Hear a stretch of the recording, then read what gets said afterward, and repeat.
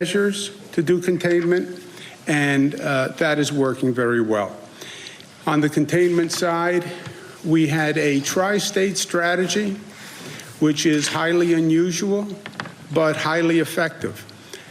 We worked with Connecticut and New Jersey, and we announced the same rules, Connecticut, New Jersey, New York. Why?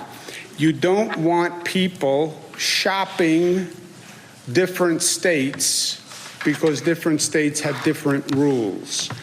You don't want people driving to Connecticut or New York or New Jersey because there's a different set of rules. So uniformity works. It's hard to do, but when you can do it, uniformity works.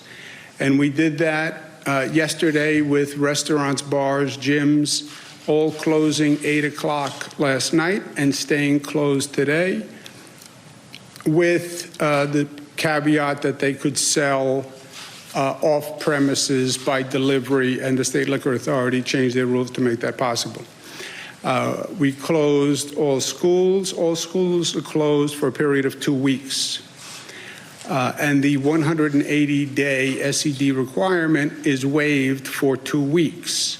At the end of 2 weeks, we may renew that period of time, but all schools have the same period. Why? Because once again, you need uniformity. You don't want a business having some employees in one school district that is open and one school district is closed. So in all this disruption and all this change, try to keep it as uniform as possible and the rules as uniform as possible, so to the extent businesses can operate, people can live their lives, keep it uniform. My phone has been ringing off the hook with a number of local officials saying people are very, very upset. Who's upset about the gym being closed? Who's upset about their restaurant is closed? Who's upset about the bar is closed? Actually, I've had the highest number of calls being complained about bars being closed. I don't know if that is statistically representative of anything, but that's just anecdotal. Some people are upset about schools being closed. I said to the local officials, and I want to say to the people of the state of New York, if you are upset by what we have done, be upset at me. County executive did not do this. The village mayor did not do this. The city mayor did not make these decisions. I made these decisions. These were all state-ordered rules. It's not your local elected official.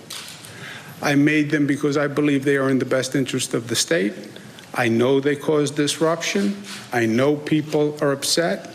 I know businesses will be hurt by this.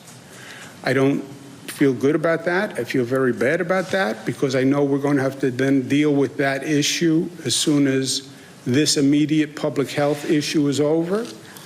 But my judgment is do whatever is necessary to contain this virus. And then we will manage the consequences afterwards. The old expression, the buck stops on my desk, the buck stops on my desk. Your local mayor did not close your restaurants, your bars, your gyms, or your schools. I did. I did. I assume full responsibility. Again, these are all statewide rules because we don't want people shopping among different jurisdictions. You close the bars in New York City, but you keep them open in Nassau. All you'd see is a flood of cars going to the bars in Nassau. So the uniformity is important. It's also important that no local government puts any rules in place without first checking with the Department of Health, so the Department of Health can make sure that they are consistent with all other rules that we are about to put in place. Mitigation is continuing and is ramping up. There are many rumors out there, part of the fear, the anxiety. People spread rumors. Well, maybe you're going to quarantine New York City. We hear New York City is going to quarantine itself. That is not true. That cannot happen. It cannot happen legally.